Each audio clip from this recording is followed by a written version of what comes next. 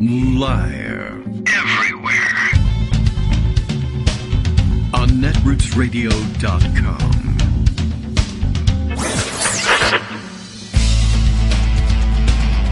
David Waldman. Kagro. In the morning. Now, here's David Waldman. Hey, good morning, everybody. How you doing? It is Tuesday, September 7th, 2021.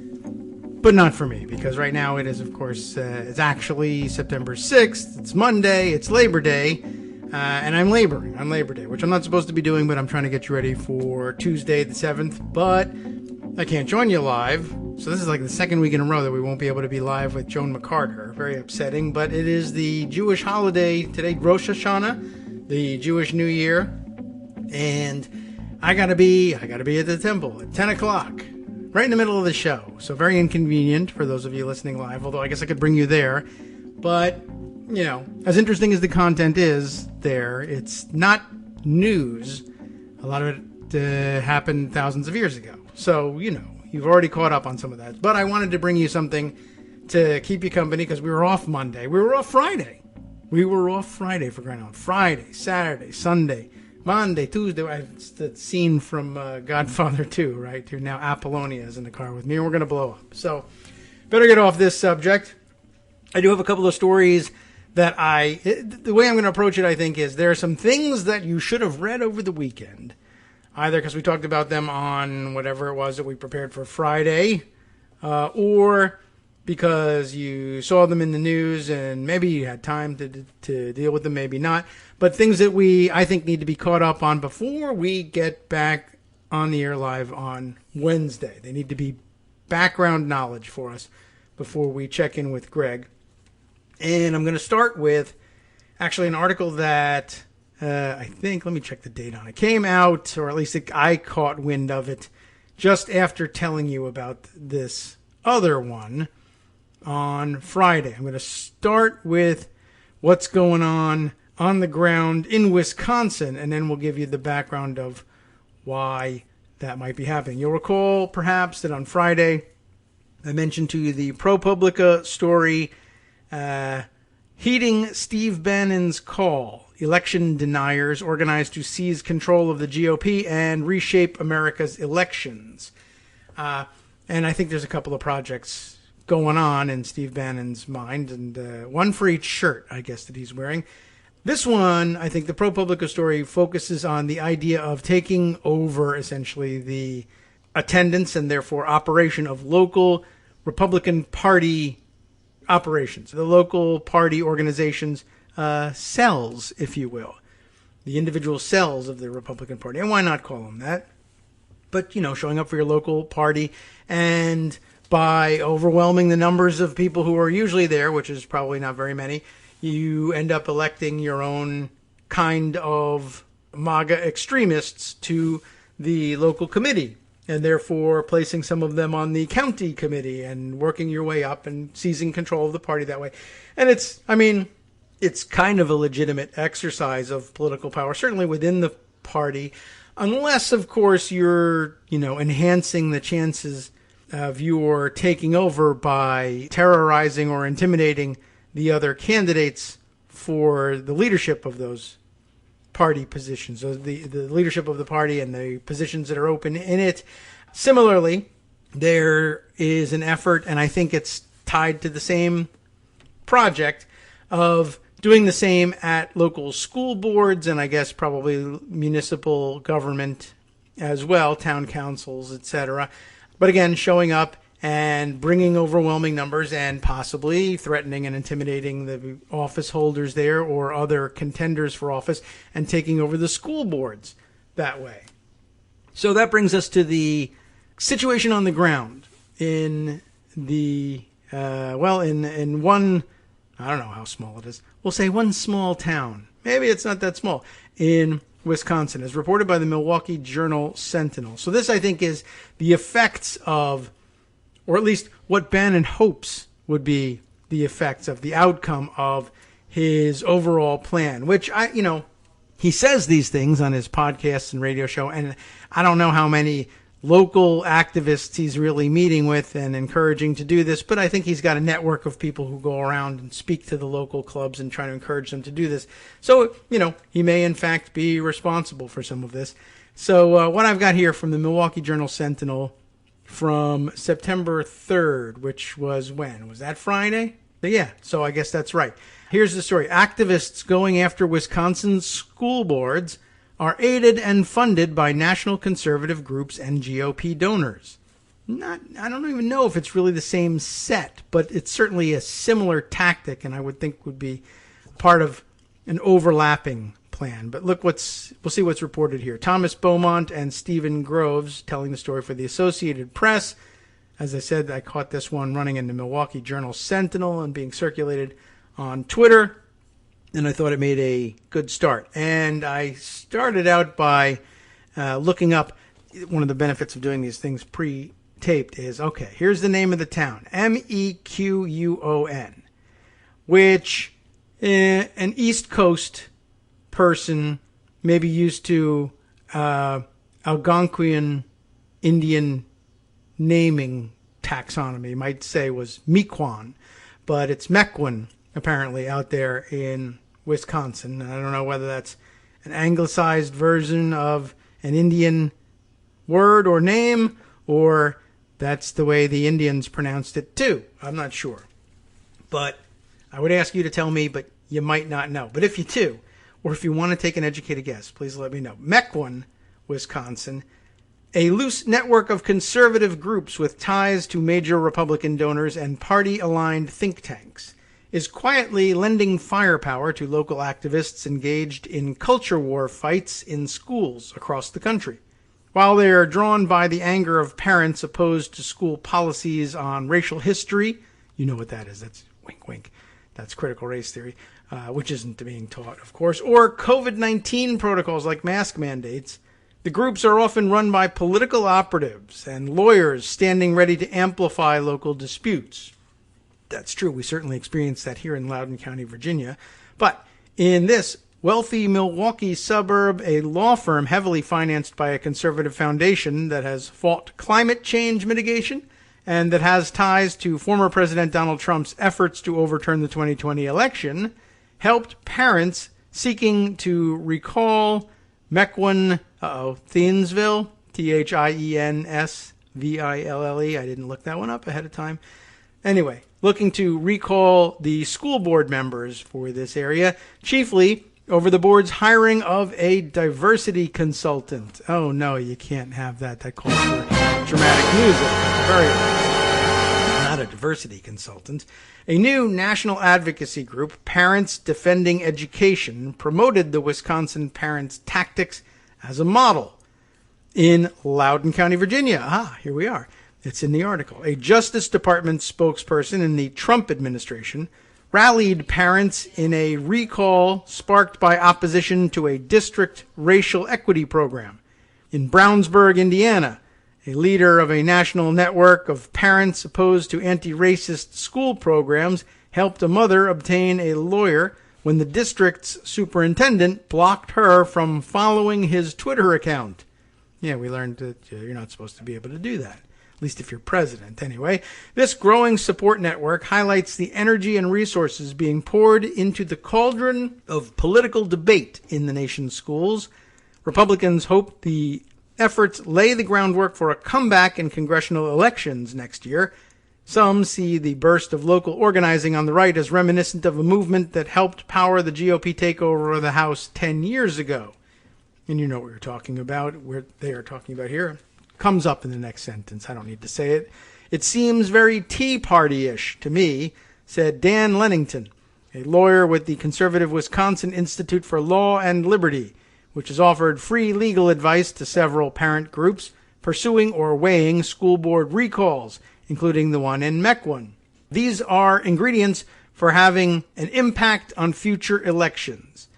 And that's the minimalist way of saying it, and I don't know if it's fully descriptive of what's actually going on here. And I don't know whether they'll get to that or not in this article. But I say keep in mind that it's not a fair fight if it's, well, I'll just run against you, but also I'll run against you and I will threaten your life and the lives of your family members every night.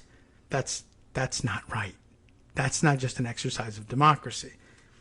Lennington's group is funded in part by the Bradley Foundation, really, a Milwaukee-based nonprofit that supports conservative causes. I say really because those of you who have been listening since forever or following, reading or writing on Daily Kos years ago, Bradley Foundation is one of the many conservative, quote-unquote, charitable foundations that fund all sorts of things. Education, they endow, chairs at universities, or I don't know whether the Bradley Foundation really did, but other affiliated sister conservative organizations like the Olin Foundation, and a number of others. But there was an interlocking network of right-wing started very often family foundations that fund all sorts of operations all over the place, and some of them look very benign, like I said, like chairs at a university,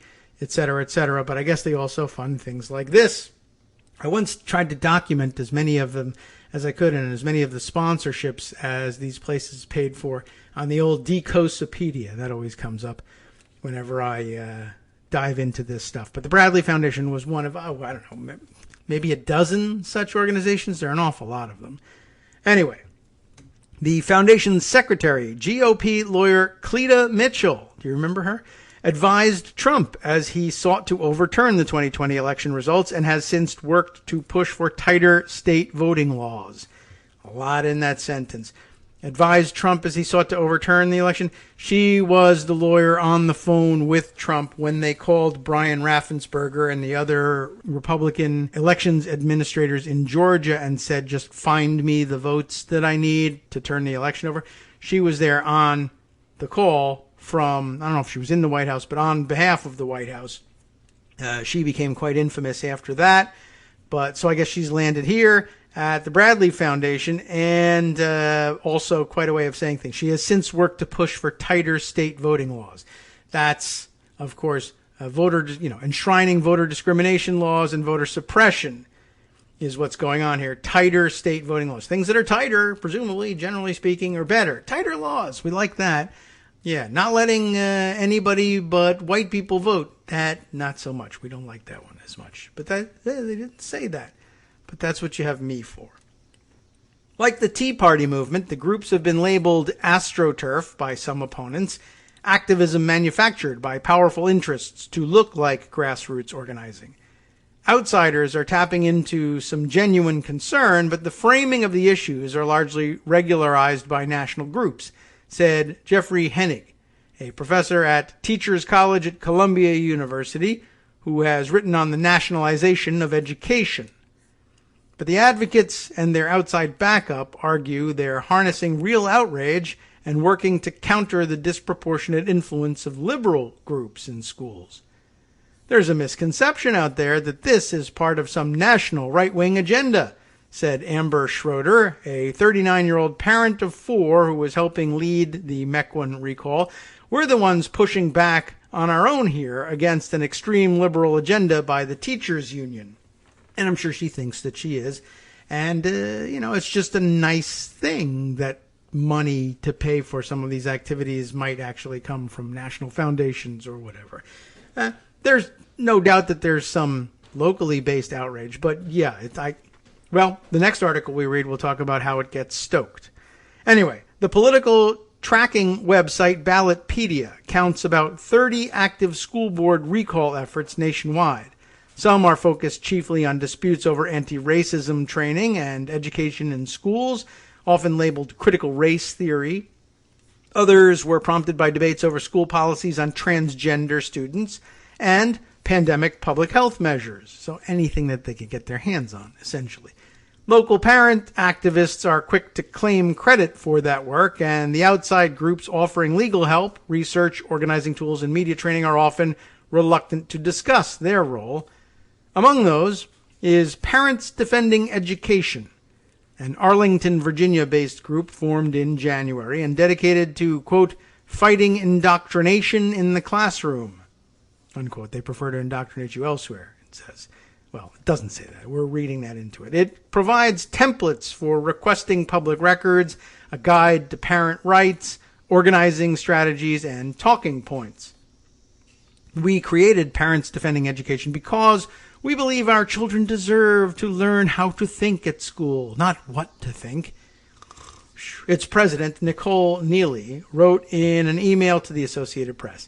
Neely stated the group is not involved in any recall efforts in Mequon or elsewhere. But the group's website does promote the Mequon activists' campaign. As part of its national debate of parent incident reports, the group highlights Mequon's case by posting, as a guide for others, the Freedom of Information Act request that the parents filed. Neely declined to name Parents Defending Education's funding sources. As a tax-exempt organization, the group is not required to make its donors public. Neely has worked in senior positions for conservative groups, including the Independent Women's Forum. We heard a lot about them in the Trump 2016 race. And Cato Institute, libertarian outfit there, according to the group's website. Another newly influential group is No Left Turn in Education, an organization that has ballooned to 78 chapters in more than 25 states since it was founded last year by Ilana Fishbein. Since December, Fishbein has secured free legal representation for parents fighting curriculum battles with school districts. Most of those lawyers are affiliated with firms similar to Lennington's, including the Liberty Justice Center and Pacific Legal Foundation, which also receive funding from the Bradley Foundation, as well as prominent GOP donor Dick Uihlein, a Wisconsin-based shipping supply billionaire. A Uihlein spokesperson declined to comment. Messages left with the Bradley Foundation weren't returned. Fishbein says the journey from local mom to nationally recognized conservative activist was swift. Gosh, it really is very Tea Party-ish in that respect, isn't it? Lifting people up who, my recollection is by the end, the Tea Party Patriots, Tea Party Express, every Tea Party group was headed by somebody who had been cleaning houses until a few months before, and then became, was now drawing $400,000, $500,000 salaries. I don't know if these people are up to that level yet from their Tea Party groups. But let's see. A year ago, I had a handful of moms in my suburban Philadelphia living room, Fishbein said. 3 weeks later, I was on Tucker Carlson. And within a week, she means the television show. I mean, as exciting as it might be to be on Tucker Carlson, maybe for a Philadelphia mom or something, but not for me. I'm just saying. She was on the show. 3 weeks later, I was on Tucker Carlson. And within a week, I had more than 1 million visitors to my Facebook page. Fishbein and leaders of similar groups say they believe conservative activism in schools has exploded as parents have taken a closer look at their children's schoolwork during remote learning. That probably happened at the beginning. I don't think it really continued for very long, but maybe not. Anyway, you get to see the idea here is that it becomes very exciting, right? Not only are they injecting money into these things, but before they inject money into them, they inject just clicks and attention.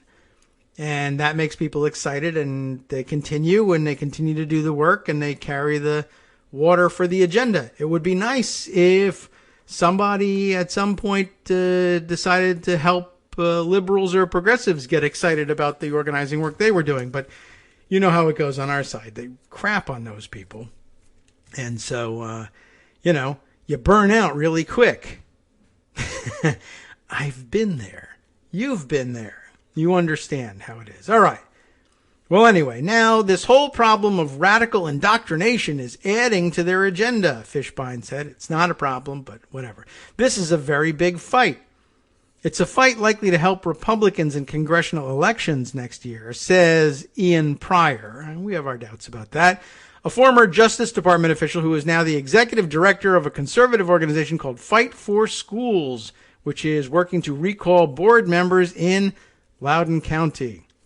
You're going to need a team. You're going to need a command staff. You're going to need what I call the army of moms, said this mom. No, just kidding. He's not a mom. He said at a conservative conference in Texas in July. So they fly them all over the country. They give them a microphone. They say, we're going to hear from an expert about how to organize things. And the answer is get people angry and then rent a room somewhere and then get them together.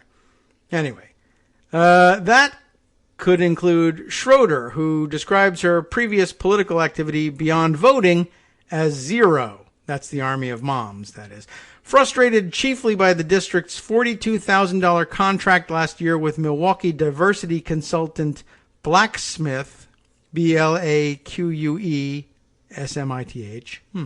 Schroeder got in touch with Scarlett Johnson, a 46-year-old fellow Mequon mother who had researched strategies for challenging school boards on No Left Turn's website. All the critical race theory buzzwords were present, Johnson noted, referring to the online Blacksmith seminars that she watched. I think it would be bad to backslide into more race-conscious, race-focused society. When Mequon police asked parents collecting signatures at the city park to remove their sign, Schroeder reached out to Lennington, who wrote a letter to the city arguing for the group's right to assemble. The letter, offered at no charge, was a small service, but allowed parents to return to the park. What happened to the sign? I don't know. They don't mention it. Whatever.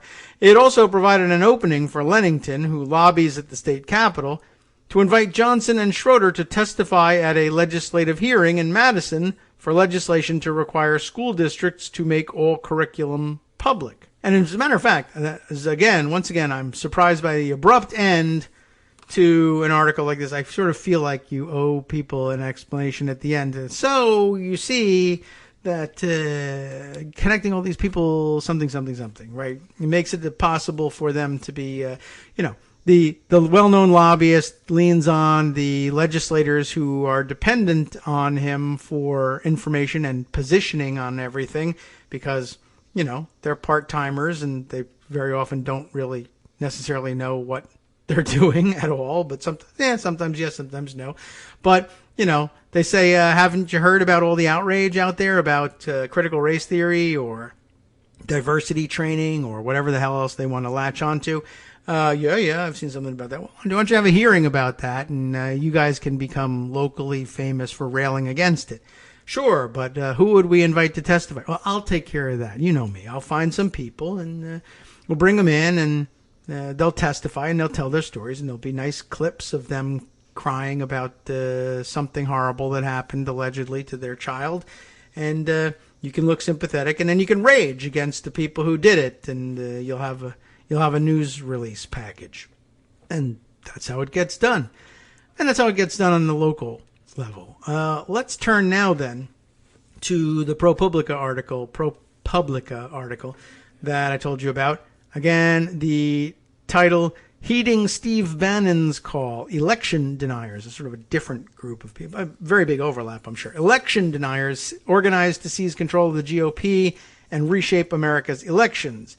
Our writers on this one, Isaac Arnsdorf, Doug Bach-Clark, Alexandria Berzon, I'm not sure, there's no accent mark or anything, and Jeanette Damon, dated September 2nd, that would be last Thursday. The stolen election myth inspired thousands of Trump supporters to take over the Republican Party at the local level, exerting more partisan influence on how elections are run. That's sort of the intro/subheader here. Now the article begins in earnest. One of the loudest voices urging Donald Trump's supporters to push for overturning the presidential election results was Steve Bannon. I can't believe he was even listening to Steve Bannon that late. I mean, how many times have we heard that Steve Bannon was banished from his circles? I guess it just never was true.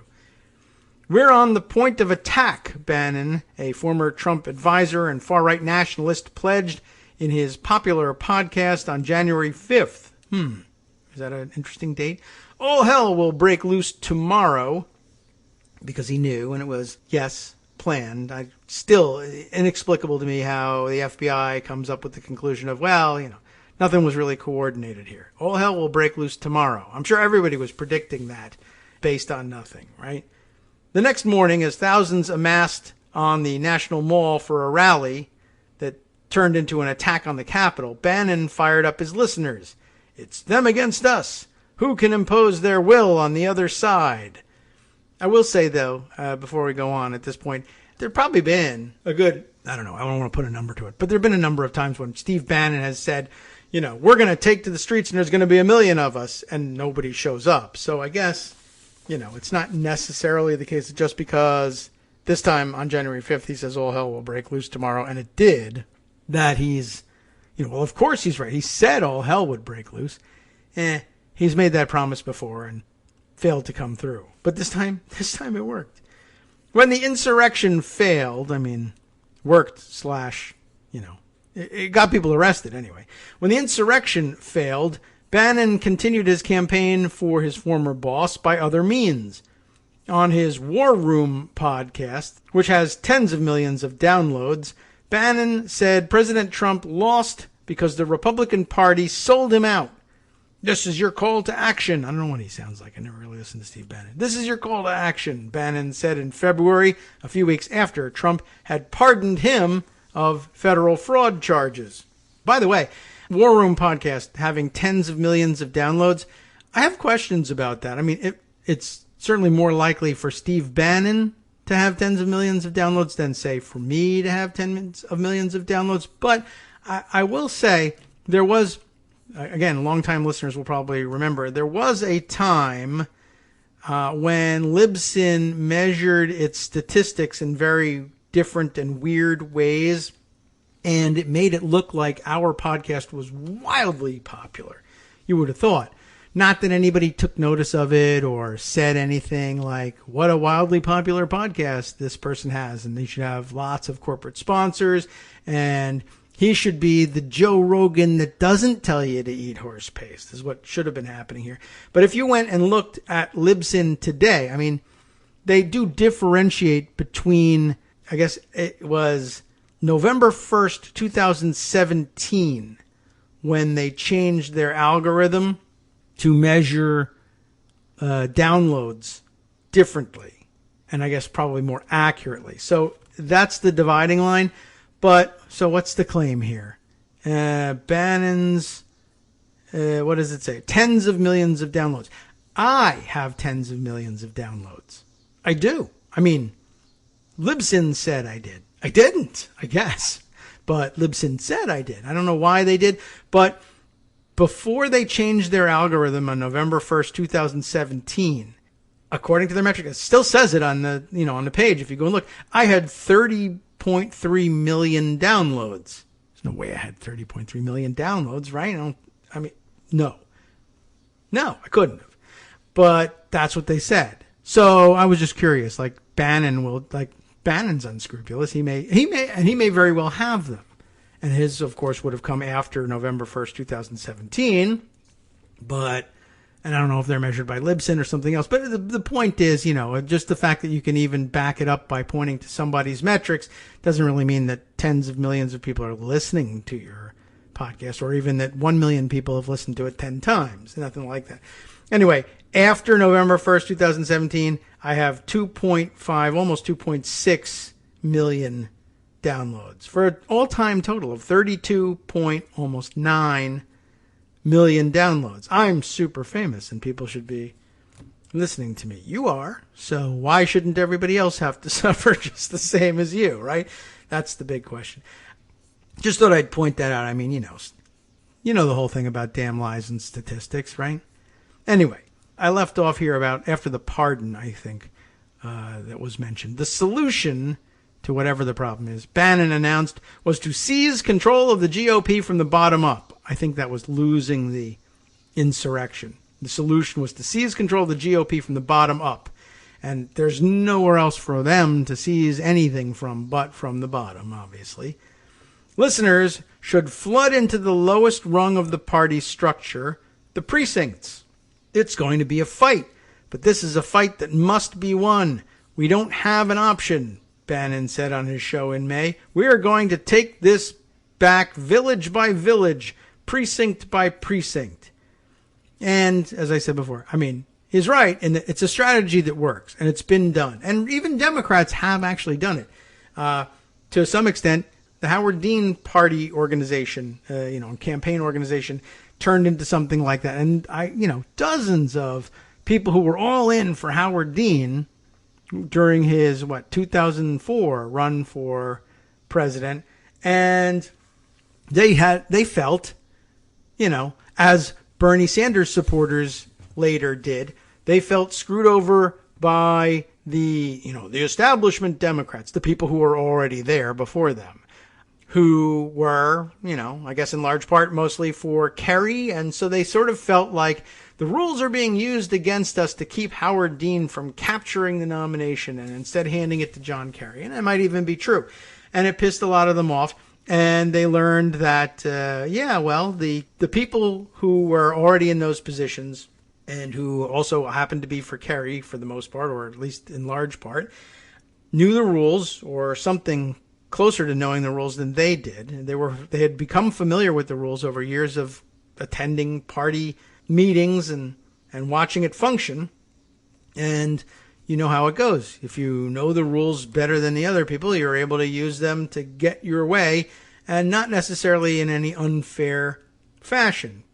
And to their great credit, a lot of Dean people realized that there wasn't anything particularly corrupt about it necessarily, and that it was something that they could do too, learn the rules and then bring people. They were good at organizing. They were bringing people in, bring people to the local precinct meetings, and get yourself elected precinct captain, and then get some experience and move up the chain, and then become county party delegate or county party chairman, and then run for state party chairman. And they did it, and they did it very quickly. It works. I mean, there's really just no doubting it. These precinct level meetings in a lot of places, just hardly anybody goes because it's boring as hell and it's an insider club. And not only that, the minute you show up with more people than they can outvote, even if you don't win right away, a lot of people who are marginal about their commitment to precinct level party politics stop going to meetings. I can't stand those Dean people. And in this case, I can't stand those MAGA people. And they're right. And they stop going. And then you need even fewer of your people. So even if a couple of your people ghost on you, you can still take over these things. And it's very gratifying. It's actually a fairly simple formula. He's no kind of genius for coming up with it. It's just true. Anyway, we continue now with the article. Precinct officers. Oh, you know what I meant to say? And I almost hinted at it before. This was also part of the reason why it was, I don't know, for me it was hilarious to watch, even though I know a lot of people had a lot of stuff riding, a lot of emotions and genuine hurt feelings riding on this stuff. But when Bernie Sanders people first started showing up in the 2000, what the hell year was it again? 16, 18, I don't know, 16, right? 2016 race. And, when it comes down to, in the end, to Bernie Sanders and Hillary Clinton, and they were showing up at these meetings because they were told that's what you do. But, you show up. But there were already people there, amazingly, like indigenous folks just happened to be living in what appeared to be British colonies all of a sudden because a flag showed up. And now you all have to get out of here. But they already lived there.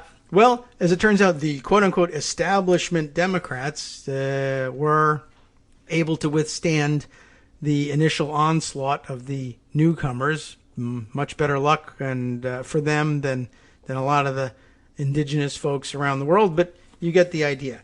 The amazing thing was, of course, the Bernie Sanders people, first of all, they arrived and they were like these evil establishment people. They've been here since forever, and they're manipulating things and using the rules against us to keep us down. Well, it's no fair, and it's corruption, and it's rigging, and, except we had heard all that before, and it was that it was the Dean people saying initially the same things and saying, oh, all these people, they're for Kerry and they're rigging it against us and it's all very corrupt. And then they learned, actually, it's not that corrupt and we can just come in numbers and win. And then I told you that they did. So what makes it all so hilarious is that when the Bernie Sanders people arrived and said, these people are all for Hillary Clinton, as it turns out, they were in large part perhaps for Hillary Clinton, or a lot of them were for others, Elizabeth Warren. And, the field didn't clear quite as quickly. I don't recall it clearing as quickly this time around as it did last time, or the 2016 time around, because I guess Hillary Clinton kind of cleared the field initially. But a lot of these people who were there for Clinton or Warren or any of the other candidates, oh, I don't know. What's the name of the person who became vice president again? Ah, yes, Kamala Harris. She also had lots of supporters. Right, there were many. But a lot of them were previously the Dean people who had come in and said, this whole thing is rigged against us, and then learned what the rules were and showed up in numbers and outvoted or frustrated the people who had been there before them, who happened to be for Kerry, cleared them out, became the local Democratic Party precinct chairs and state party chairs, et cetera, and then, of course, Howard Dean wasn't running anymore. Along comes Hillary Clinton. They say, all right, she's, whatever. She's been around and cultivating relationships with Democratic Party organizations on the local, county, state, and national level since forever. We're comfortable with her. And they get behind her candidacy or the candidacy of Elizabeth Warren, whatever. But they're accused of being, corrupt and horrible people and establishment Democrats, et cetera, et cetera. And they all say, that's funny. I remember saying that about the people who were here before me, which might be a good opportunity for them, or might have been a good opportunity for them to learn about the fact that a lot of the people who were there when they got there and who appeared to be rigging things for Kerry probably arrived, I don't know, they might have arrived with the Ted Kennedy campaign and said, it's all rigged against us. And we can't stand all these people who are rigging it for Carter and pushing them out. And the Carter people, of course, they're saying, they arrived after, post-Watergate saying the whole thing is corrupt and we're going to change the Democratic Party from the ground. So it's a cycle that repeats itself over and over again. And I'm sure to some extent on the Republican side, too. It's just sort of an endless process. I just found that somehow a necessary addition to this reading from ProPublica that has nothing whatsoever to do with the Democratic Party. But, okay, I think that was just 20 minutes getting around to both sides on this. It sucks. Well, we'll have to leave it there if we're ever going to continue reading this article. Precinct officers, they remind us, are the worker bees of political parties, typically responsible for routine tasks like making phone calls or knocking on doors. But collectively, they can influence how elections are run. In some states, they have a say in choosing poll workers, and in others, they help pick members of boards that oversee elections. After Bannon's endorsement, the precinct strategy rocketed across far-right media. Viral posts promoting the plan racked up millions of views on pro-Trump websites, talk radio, fringe social networks, and message boards, and programs aligned with the QAnon conspiracy theory as well. Suddenly, people who had never before showed interest in party politics started calling the local GOP headquarters or crowding into county conventions, eager to enlist as precinct officers. They showed up in states Trump won and in states he lost, in deep red rural areas, in swing voting suburbs, and in populous cities. And remember, even if you're in let's say a populous northeastern city that's overwhelmingly Democratic, there's still a Republican operation there. There's still a Republican Party there. And if you are in a place that's overwhelmingly Democratic in its voting, chances are there's like 3 people that run the local precinct level stuff for Republicans. Easy stuff to take over, quite honestly. And by the way, I mean, not saying you should spend your time this way, but you could probably take over it as a secret Democrat as well. I mean, I think you're probably supposed to sign something that says you're a genuine Republican. But to hell with everything these days, some people say. Just saying. But, yeah, Republicans, precinct level stuff in a heavily Democratic city, easy to take over. And so fairly frequently it is taken over by lunatics, which I now also, just to digress one more step here, what that tells you about libertarians and the Libertarian Party organization in these same areas is that those parties are very often led by people who couldn't find 4 people to put together to defeat the 3 people at the local Republican precinct. And so they have to start. That's when they launched the Libertarian Party or Conservative Party in that area, because they want to be the leader of something, and they couldn't get 4 votes to take over the Republican Party apparatus. Anyway, the point is, it's easy to do, but a god-awful work, I must say. Nothing less interesting to me than the prospect of showing up for precinct meetings in local democratic politics. The people all have their hearts in the right places, but the infighting that can happen here. And I don't even know if that's happening in my local Democratic Party. I think they're actually pretty well organized there, which also makes me think they don't need me. I'll just vote. But it's very difficult for me to convince myself to get involved in something like that. Some people, though, particularly MAGA types, will love the confrontation and love the easy victory. Like, you don't have to do too much to oust the establishment. Get rid of the rhinos. And then you feel like you've done something, when, again, all you've really done is gotten 10 people to get together and outvote 6. Congratulations. That's the way it works at the most basic level, but it's not exactly a revolution. Anyway, there's more to do if you want to get there. So where were we? They had brought together all these people. They saw things that had millions of views on pro-Trump websites, and even programs and websites, etc., aligned with the QAnon conspiracy theory. So suddenly, people who never before cared about any of this crap start showing up everywhere. In Wisconsin, for instance, new GOP recruits are becoming poll workers.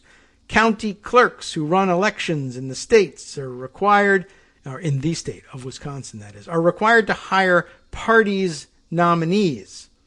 The parties once passed on suggesting names, passed on like they didn't do it, or they passed on names. But now hardline Republican county chairs are moving to use those powers. Okay. So, passed on like they didn't do it. But now they are. And that's interesting, too.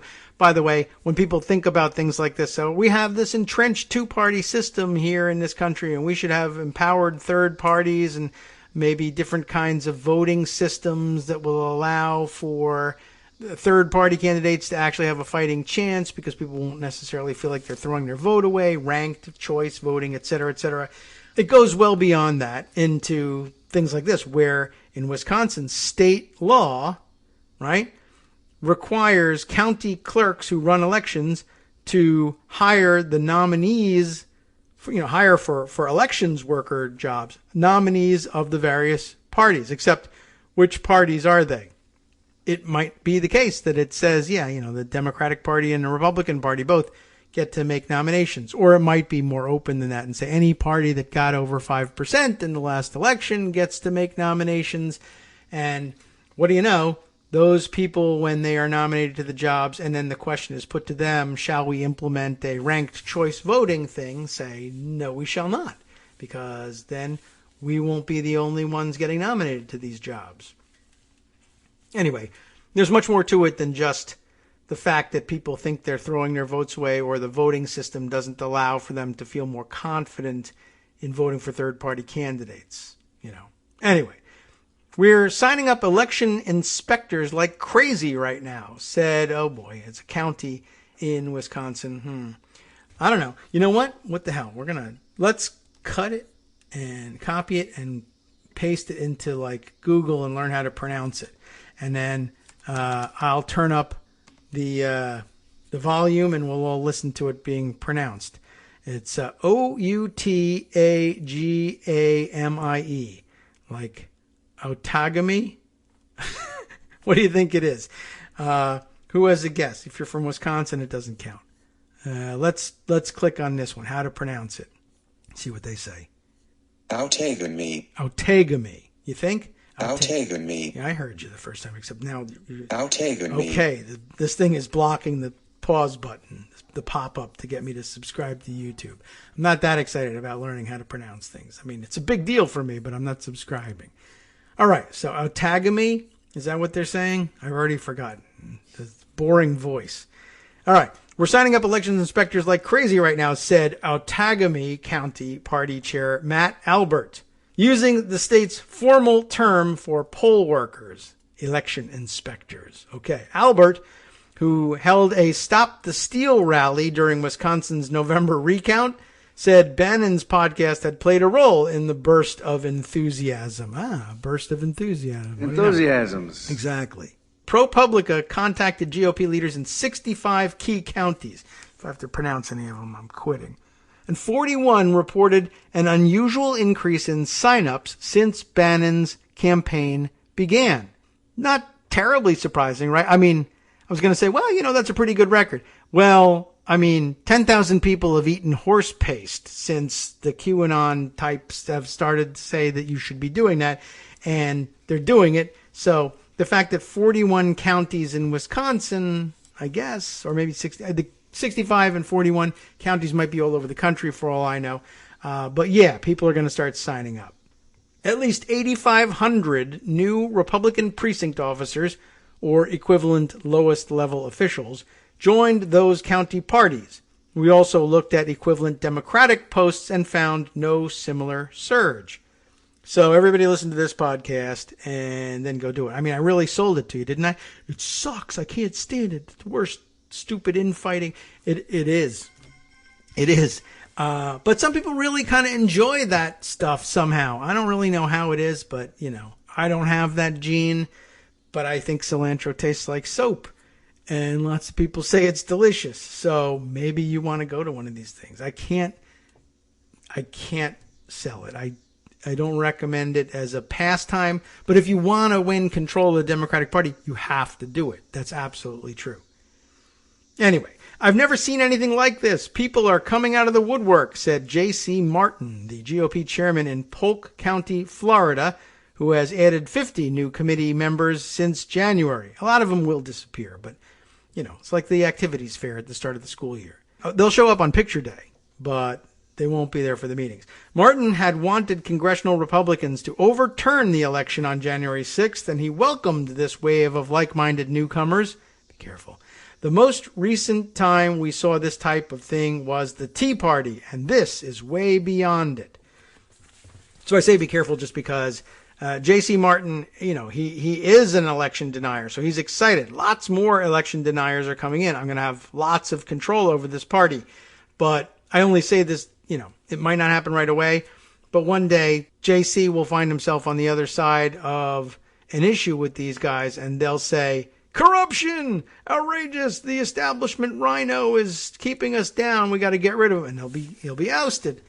And how could I have been ousted by people who were so similar-minded? And, I don't have an answer for you. It happens.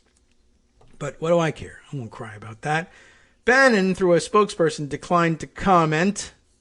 Then an embedded visualization here, a map of the United States, and a blurb that says, tracking a wave of new GOP officers. After Steve Bannon called on, quote, deplorables to take over the Republican Party. Well, too late for that. From the bottom up, ProPublica interviewed county chairs in competitive states to find out if they've seen a sudden increase in local level party officers. That was where this study came from, right? 41 out of the 65 key counties surveyed reported an unusual increase in precinct officers or the local equivalent. Here's the map. I guess this is 65 pins all over the country. They are, I don't know how they selected them, but they're not evenly distributed or anything like this. I'm looking at 2 in California and, I don't know, I guess I have to zoom in. How many of them are there in Georgia? Maybe 12 in Georgia. By the way, the vast majority of them are in the northwest corner of Georgia, which I think is Marjorie Taylor Greene's neighborhood. And I don't know whether that is pro-green or not. I think so initially. But again, she could say something and find herself on the outs. Anyway, so the pins are all over, but there's a vast swath in the middle of the country. Real America, where this isn't happening. None in the Pacific Northwestern states of Oregon and Washington. Nothing in Idaho. Nothing in Montana. And by the way, there's no labels on this map. I just know what these freaking states are. Nothing in Wyoming, nothing in Utah, nothing in Colorado, nothing in the Dakotas anywhere, nothing in Nebraska, nothing in, and then this is Missouri, nothing in Arkansas, nothing in Louisiana. Also nothing in New Mexico. I missed them. Nothing in Illinois, nothing in Indiana, nothing in Kentucky, much to our consternation. It would be great if they could throw out the Kentuckians here. Nothing in Tennessee, West Virginia, or Virginia. So, it's a pretty concentrated thing. Oh, by the way, Alabama and Mississippi also missing out on this. It's highly concentrated. Texas, Florida, no surprise there. Georgia, South Carolina, North Carolina, they got a couple in there. Pennsylvania has got plenty going on. One in Maine, Kennebec County, really. Well, do something about that, Bill. And then a few in, one in Ohio, 2 in Michigan, 3 in Wisconsin, 4 if I zoom in. So it's all over the place. But okay. Also, by the way, lots of these are places that have no increase in precinct officers. So the states where they do have an increase in precinct officers, one report down in like Las Vegas area, 2 in Arizona, no surprise there, Pima and Maricopa County, obviously. Bunch in Texas, bunch in Georgia, like crazy in Florida, a little bit throughout the Carolinas, a little bit in Pennsylvania, a little bit in Wisconsin. Other than that, that's not a huge wave, but, the 65 key counties might not be a complete picture. All right, now back to their reporting, which generally speaking probably does a pretty good job and identifies a real trend nonetheless, though we do have some room for questioning it. While party officials largely credited Bannon's podcast with driving the surge of new precinct officers, it's impossible to know the motivations of each new recruit. That's true, and they might not even know. Precinct officers are not centrally tracked anywhere, and it was not possible to examine all 3,000 counties nationwide. ProPublica focused on politically competitive places that were discussed as targets in far-right media. The Tea Party backlash to former President Barack Obama's election foreshadowed Republican gains in the 2010 midterm. By the way, that's well put. The Tea Party backlash to Barack Obama's election. Ordinarily, a lot of newspapers say, well, no, the Tea Party was a backlash to Barack Obama's health care overhaul, health care plan, the Affordable Care Act or whatever. No, it was a backlash to his election. So, good on you for sneaking that one through. Well done. Presidential losses often energize party activists, and it would not be the first time that a candidate's faction tried to consolidate control over the party apparatus with the aim of winning the next election. What's different this time is an uncompromising focus on elections themselves. The new movement is built entirely around Trump's insistence that the electoral system failed in 2020 and that Republicans can't let it happen again. The result is a nationwide groundswell of party activists whose central goal is not merely to win elections, but to reshape their machinery. They feel President Trump was rightfully elected president and it was taken from him, said Michael Barnett, the GOP chairman in Palm Beach County, Florida, who has enthusiastically added 90 executive committee members this year. They feel their involvement in upcoming elections will prevent something like that from happening again. It has only been a few months, too soon to say whether the wave of newcomers will ultimately succeed in reshaping the GOP or how they will affect Republican prospects in upcoming elections. But what's already clear is that these up-and-coming party officers have notched early wins. In Michigan, one of the main organizers recruiting new precinct officers pushed for the ouster of the state party's executive director, who contradicted Trump's claim that the election was stolen, and who later resigned.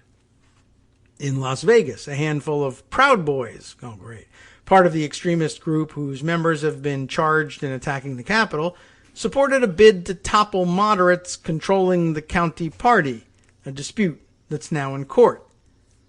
In Phoenix, new precinct officers petitioned to unseat county officials who refused to cooperate with the state Senate Republicans', quote, forensic audit of 2020 ballots. Similar audits are now being pursued by new precinct officers in Michigan and the Carolinas. Outside Atlanta, new local party leaders helped elect the state lawmaker who championed Georgia's sweeping new voting restrictions. And precinct organizers are hoping to advance candidates such as Matthew DePerno, a Michigan Attorney General hopeful, who Republican state senators said in a report had spread, quote, misleading and irresponsible misinformation about the election. And Mark Fincham, a member of the Oath Keepers militia who marched to the Capitol on January 6th and is now running to be Arizona's top elections official. DePerno did not respond to requests for comment, and Fincham asked for questions to be sent by email and then did not respond. Fincham has said he did not enter the Capitol or have anything to do with the violence. He has also said the Oath Keepers are not anti-government. So, yeah, he's also said he's not eating horse paste. So, take it for what you will. When Bannon interviewed Fincham on an April podcast, he wrapped up a segment about Arizona Republicans' efforts to re-examine the 2020 results by asking Fincham how listeners could help. Fincham answered by promoting the precinct strategy. The only way you're going to see to it that this doesn't happen again is if you get involved, Fincham said. Become a precinct committeeman. Now, I don't know how exactly they would actually make any difference, but if the higher-ups in the party apparatus, and particularly those who get, I guess, elected or elevated to the level where they would be in a position to say the official position of the Republican Party here is that this election was stolen and we do allege fraud, I guess you could replace anybody who would refuse to do that or who would say, yes, I saw, something outrageous and illegal happening, and replace them with somebody who would say that, even if they didn't. Or, you might be able to perhaps, like in Wisconsin, you might end up populating a board that has a decision about whether or not local voters who allege fraud based on something, based on nothing, are entitled to a quote-unquote forensic audit. I mean, if you have lunatics in charge of the actual elections apparatus, then you will have things. You won't need the lunatics of the state legislature to overturn everything and demand an audit. The actual authorities who are supposed to have the ability to order such things or to deny such things when they're unwarranted will instead do your bidding because they'll be you. So let's see. Some of the new precinct officers were in the crowd that marched to the Capitol on January 6th, according to interviews and social media posts. One Texas precinct chair was arrested for assaulting police in Washington. He pleaded not guilty. Many of the new activists have said publicly that they support QAnon, the online conspiracy theory that believes Trump was working to root out a global child sex trafficking ring. Organizers of the movement have encouraged supporters to bring weapons to demonstrations. In Las Vegas and in Savannah, Georgia, newcomers were so disruptive that they shut down leadership elections. They're not going to be welcomed with open arms, Bannon said, addressing the altercations on an April podcast. But hey, was it nasty at Lexington? He said, oh boy. Lexington, Kentucky? Is that what you mean? For the Bowling Green Massacre? No? I don't know. Of course not. He's citing the opening battle of the American Revolution, which this is not. Was it nasty at Concord? Was it nasty at Bunker Hill? Did you lose at Bunker Hill? You did. Anyway. Bannon plucked the precinct strategy out of obscurity. For more than a decade, a little-known Arizona Tea Party activist named Daniel J. Schultz has been preaching this plan. So has everybody else. Schultz failed to gain traction despite winning a $5,000 prize from conservative direct mail pioneer Richard Viguerie in 2013 and making a 2015 pitch on Bannon's far-right website, Breitbart. Schultz did not respond to repeated requests for comment. Good. See, he's burned out and frustrated instead because he didn't get the credit he deserved. Even though, quite honestly, you deserve to be thrown off a cliff. But not for this strategy. The strategy is valid. You're just a jerk. In December, Schultz appeared on Bannon's podcast to argue that Republican-controlled state legislatures should nullify the election results and throw their state's electoral college votes to Trump. If lawmakers failed to do that, Bannon asked, would it be the end of the Republican Party? Not if Trump supporters took over the party by seizing precinct posts, Schultz answered, beginning to explain his plan. Bannon cut him off, offering to return to the idea another time, which I guess he did and claimed it was his own. That time came in February. Schultz returned. What do you know? Schultz returned to Bannon's podcast, immediately preceding Mike Lindell, the My Pillow guy who spouts baseless conspiracy theories about the 2020 election and sells pillows. We can take over the party if we invade it, Schultz said. I can guarantee you that we'll save the Republic, but, I can't. I was like, that's a tall order. I can't guarantee you that you'll save the Republic, but I can guarantee you this. We'll lose it if we conservatives don't take over the Republican Party. And, of course they need to do that because the Republican Party is extremely liberal. Just the worst. Unbelievable. Whatever, man. Bannon endorsed Schultz's plan, telling all the unwashed masses in the MAGA movement, the deplorables, to take up this cause. Bannon said he had more than 400,000 listeners, a count that could not be independently verified. Bannon brought Schultz back on the show at least 8 more times, so how come he's not getting credit? This is his own fault at this point. Alongside guests such as embattled Florida Congressman Matt Gaetz, a leading defender of people jailed on Capitol riot charges. And some people say, a bit of a pedophile.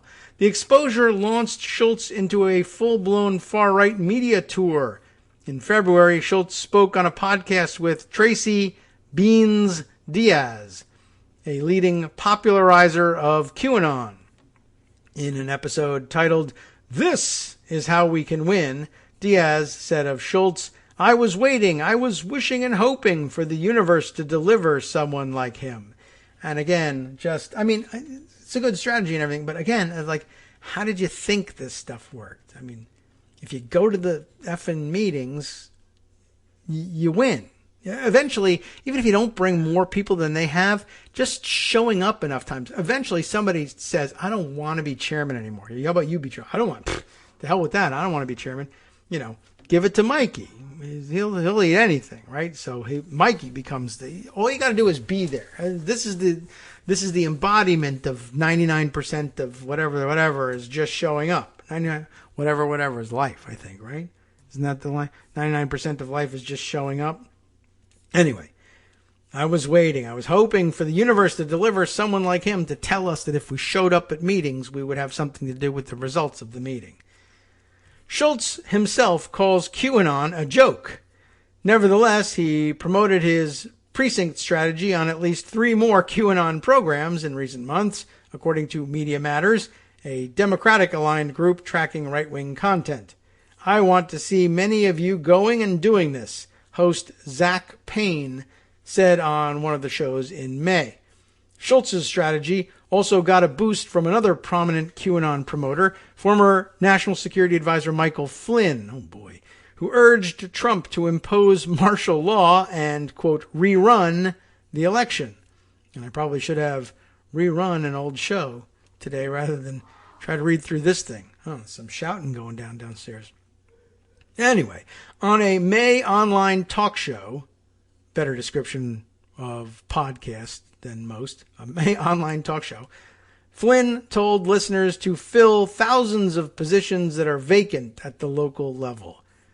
Precinct recruitment is now the forefront of our mission for Turning Point Action, according to the right-wing organization's website. The group's parent organization bussed Trump supporters to Washington for January 6th, including at least one person who was later charged with assaulting police. He pleaded not guilty. If we want to find out who that is, there's a link. It doesn't really matter, right? In July, Turning Point brought Trump to speak in Phoenix, where he called the 2020 election the greatest crime in history. I don't think that was even his greatest crime, but okay. Outside, red-capped volunteers signed people up to become precinct chairs, although I would gather that probably about half of the people didn't actually know what they were signing up for. Organizers from around the country started huddling with Schultz for weekly Zoom meetings. The meeting's host, far-right blogger Jim Condit Jr. of Cincinnati, kicked off a July call by describing the precinct strategy as the last alternative to violence. It's the only idea, Condit said, unless you want to pick up guns like the Founding Fathers did in 1776 and start to try to take back our country by the Second Amendment, which none of us want to do. Of course, in 1776 there was no Second Amendment, but you get the idea. P.S., by the way, a minute ago when we were looking at that map, I'm going to scroll back and lose my place thereby, but what did he say? Cincinnati, Ohio. I got one Ohio county on that map of the 65 key places. So, and it's Franklin County, Ohio. And they, by the way, show up as purple on this map, which means no increase in precinct officers. So, this is the only way we're going to do it. It's tantamount to 1776, but nobody in Cincinnati has showed up. So, or at least they didn't poll Cincinnati. I guess that's possible too. So, like me, I know the strategy works, but I'm not going. So I guess I have something in common here with Jim Condit Jr. after all. By the next week, though, Schultz suggested the new precinct officials might not stay peaceful. Schultz belonged to a mailing list for a group of military, law enforcement, and intelligence veterans called the First Amendment, not Second Amendment, the First Amendment Praetorian, that organizes security for Flynn and other pro-Trump figures. Cosplay. Back in the 90s, Schultz wrote an article defending armed anti-government militias like those involved in that decade's deadly clashes with federal agents in Ruby Ridge, Idaho, and Waco, Texas.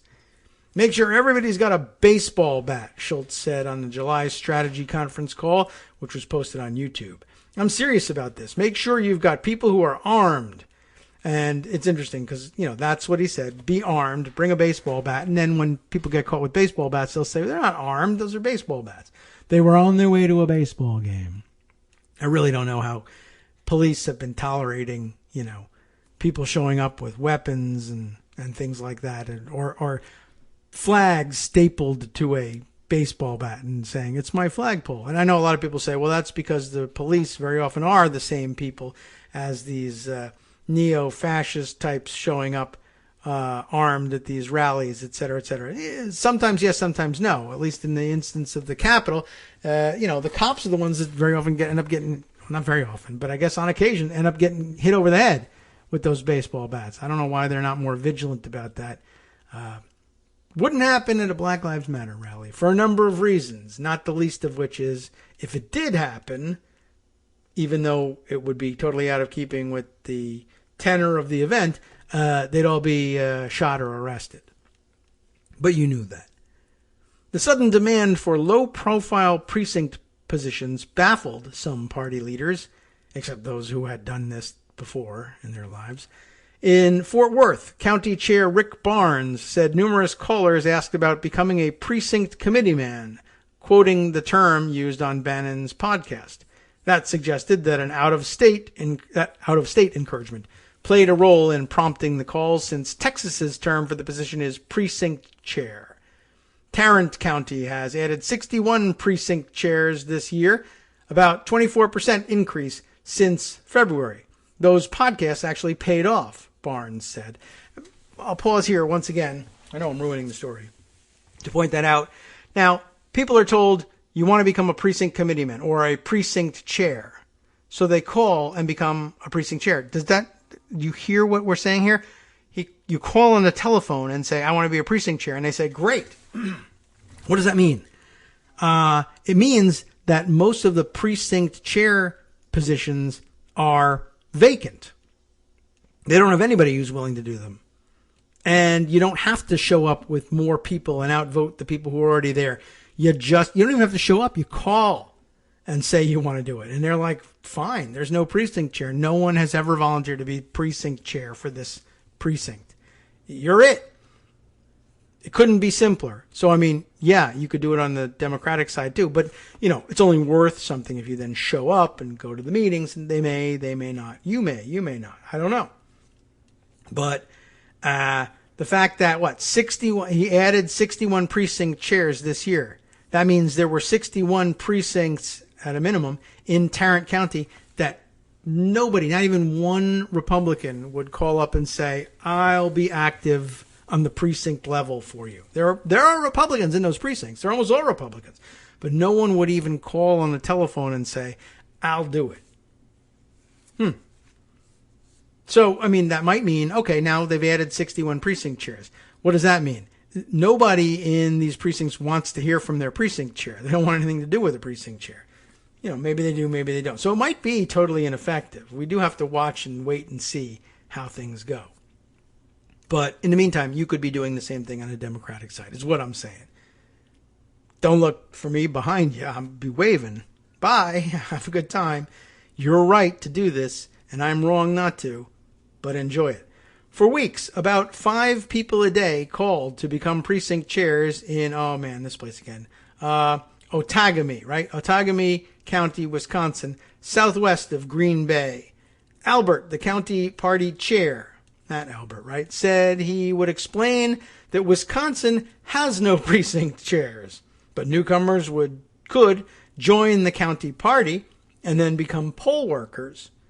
And that was probably exciting to them because they heard poll workers and said, oh, I can catch the Dems red-handed when they stuff the ballots and bring in all the bamboo or whatever. We're trying to make sure that our voice is now being reinserted into the process, Albert said.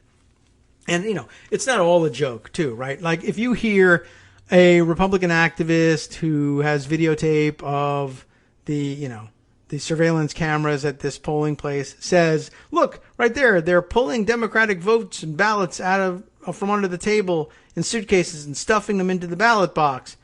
And, you know, people say, what? Who said that? Oh, well, it's some guy who said that. And they turn to the elections officials and they say, what's going on here? And they say, yeah, no, that's not what's happening here. We take this job seriously, and this is what's happening. Well, what if the elections officials are these lunatics and can now say, the official elections guy here says Democrats are pulling ballots out of suitcases from under the table? Does that change anything? Not the facts, but it might change the facts that get reported in a newspaper, and it might change the way people come to view those reports if they see the official, elections officials are saying that this is really something that's happening, even though they're lunatics. Maybe it doesn't say in the newspaper that they're lunatics. Anyway, we continue on.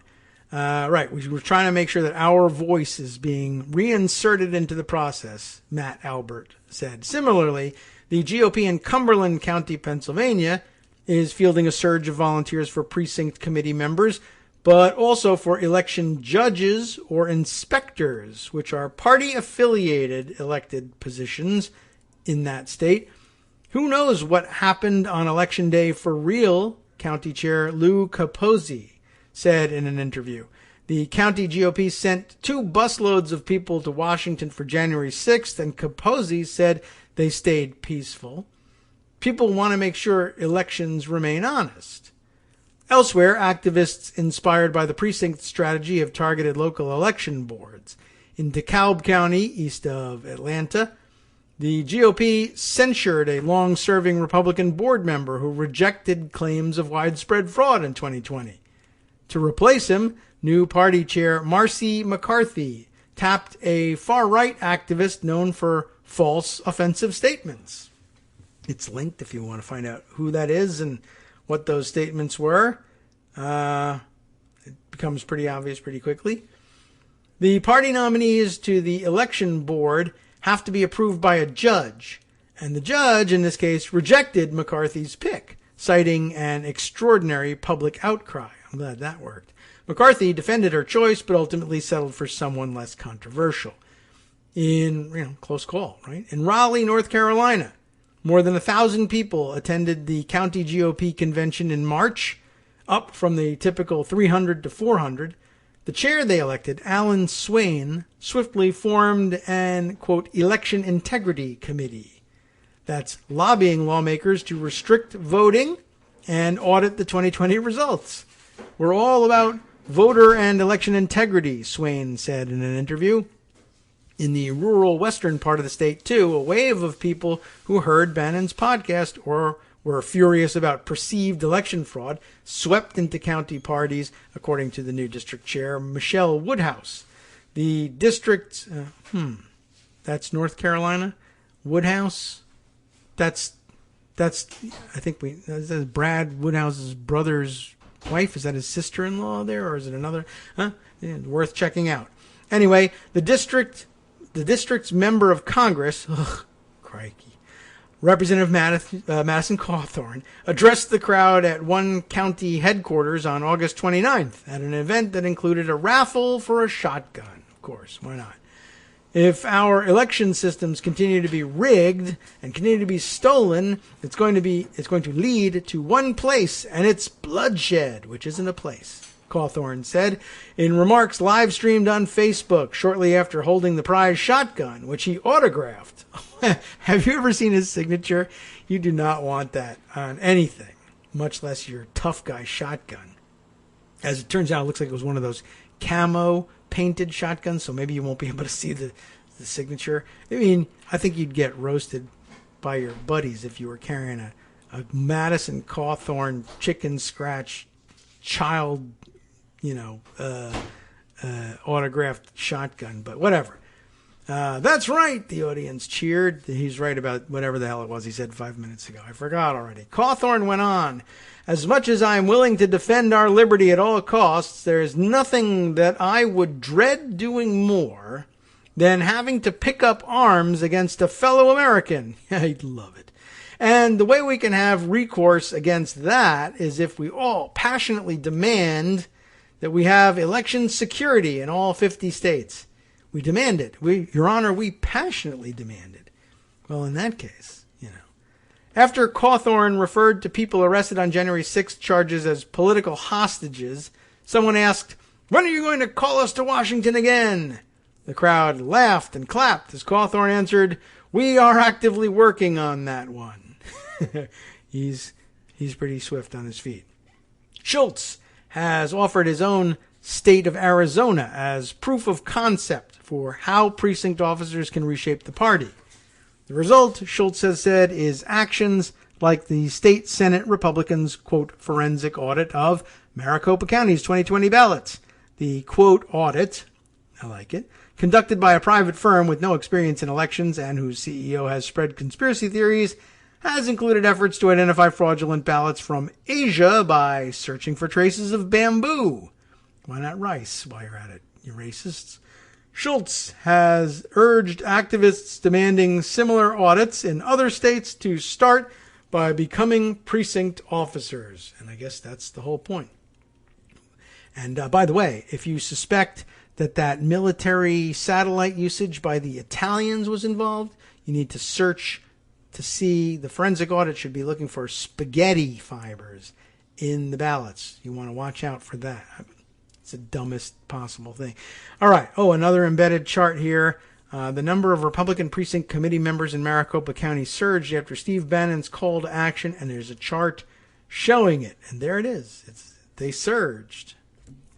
I mean, yep. And the Democrats, by comparison, did not surge. So, it's not a huge spike, but okay, it's a surge. Because we've got the audit, he continues here, there's very heightened and intense public interest in the last campaign. And, of course, making sure election laws are tightened, said, this is someone else, Sandra Dowling, a district chair in northwest Maricopa and northern Yuma County, whose precinct roster grew by 63% in less than 6 months.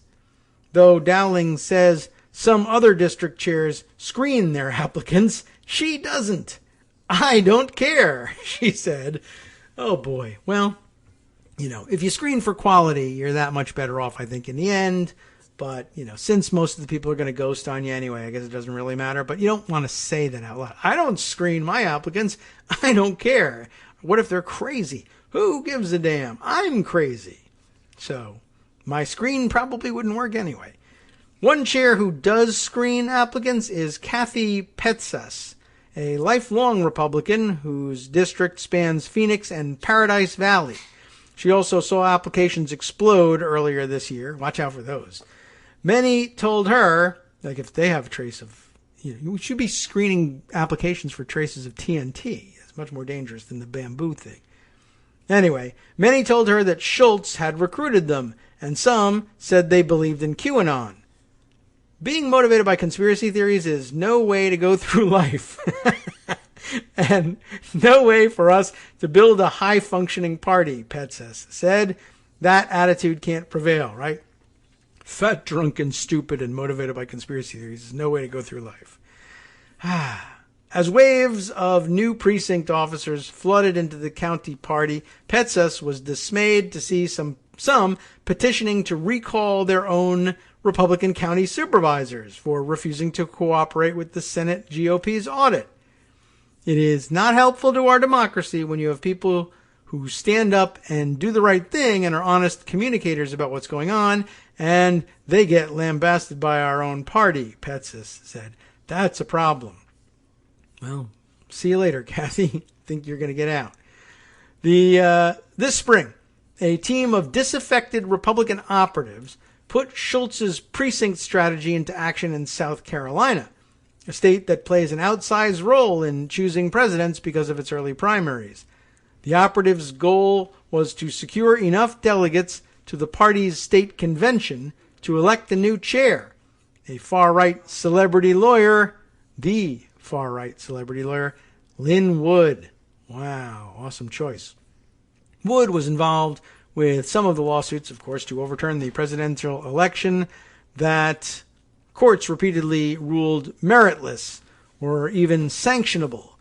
After the election, Wood said on Bannon's podcast, "I think the audience has to do what the people that were our founding fathers did in 1776. On Twitter, Wood called for executing Vice President Mike Pence by firing squad. Wood later said it was rhetorical hyperbole. That is some rhetorical hyperbole there. But that and other incendiary language got him banned from mainstream social media.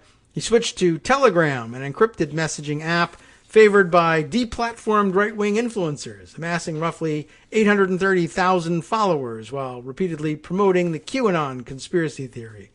Asked for comment about his political efforts, Wood responded, "Most of your, quote, facts are either false or misrepresent the truth." He declined to cite specifics. Typically, precinct meetings were a yawner, according to Mike Connett, a longtime party member in Horry County, best known for its popular beach towns. But in April, Connett and other establishment Republicans were caught off guard when 369 people, many of them newcomers, showed up for the county convention in North Myrtle Beach. Connett lost a race for a leadership role to Diaz, the prominent QAnon supporter, and Woods' faction captured the county's other executive positions, plus 35 of 48 delegate slots, enabling them to cast most of the county's votes for Wood at the state convention. It seemed like a pretty clean takeover, Connett told ProPublica. In Greenville, the state's most populous county, Wood campaign organizers Jeff Davis, and Presley Stutz mobilized a surge of supporters at the county convention, about 1,400 delegates, up from roughly 550 in 2019, and swept almost all of the 79 delegate positions. That gave Woods' faction the vast majority of the votes in two of South Carolina's biggest delegations. Across the state, the precinct strategy was contributing to an unprecedented surge in local party participation, according to data provided by a state GOP spokeswoman. In 2019, 4,296 people participated. This year, 8,524 did. It's a prairie fire down there in Greenville, South Carolina, brought on by the MAGA posse, Bannon said on his podcast. Of course, all that has to translate into votes on Election Day. And my guess is that all those people were voting on Election Day and voting Republican. The question is whether their having showed up at a state convention and electing a lunatic as state party chair will result in more people who weren't voting Republican showing up and doing that. I don't know. I don't think so. Establishment party leaders realized they had to take Woods' challenge seriously. The incumbent chair, Drew McKissick, had Trump's endorsement 3 times over, including twice after Wood entered the race. But Wood fought back by repeatedly implying that McKissick and other prominent state Republicans were corrupt and involved in various conspiracies that seemed related to QAnon. You know what he was saying about them then. The race became heated enough that after one event, Wood and McKissick exchanged angry words face to face. And it's linked, so maybe you'll even be able to see it. Woods' rallies were raucous affairs, packed with hundreds of people, energized by right-wing celebrities like Flynn and Lindell. In interviews, many attendees described the events as their first foray into politics. Previously, they'd been attending pro wrestling events, I think, sometimes referencing Schultz and always citing Trump's stolen election myth. Some said they'd resort to violence if they felt an election was stolen again. Woods' campaign wobbled in counties that the precinct strategy had not yet reached. At the state convention in May, Wood won about 30% of the delegates, commanding Horry, Greenville, and some surrounding counties, but faltering elsewhere. A triumphant McKissick called Woods' supporters a fringe, rogue group and vowed to turn them into a leper colony by building parallel Republican organizations in their territory. Interesting. Have you thought about a wall? Because I heard you say walls worked, but okay. But Wood and his partisans did not act defeated. The chairmanship election, they argued, was as rigged as the 2020 presidential race. Wood threw a lavish party at his roughly 2,000-acre low-country estate, secured by armed guards and surveillance cameras. From a stage fit for a rock concert on the lawn of one of his 3 mansions, Wood promised the fight would continue. Diaz and her allies in Horry County voted to censure McKissick. The county's longtime Republicans tried but failed to oust Diaz and her cohort after one of the people involved in the drafting Wood tackled a protester at a Flynn speech in Greenville. This incident, the details of which are disputed, prompted Schultz to encourage precinct strategy activists to arm themselves. Wood continued promoting the precinct strategy to his Telegram followers, and scores replied that they were signing up. In late July, Stutz and Davis forced out Greenville County's GOP's few remaining establishment leaders. I'm sorry, I have difficulty reading the thing as it keeps jumping around with pop-up ads or the different banner ads are coming up, and they're of different widths, and it moves all the text. So where was I? In late July, Stutz and Davis forced out Greenville County's GOP few remaining establishment leaders, claiming they had cheated in the first election. Then Stutz, Davis, and an ally won a new election to fill those vacant seats. They sound like Democrats, right? Bannon asked Stutz in a podcast interview. Stutz replied, "They taught the Democrats how to cheat, Steve."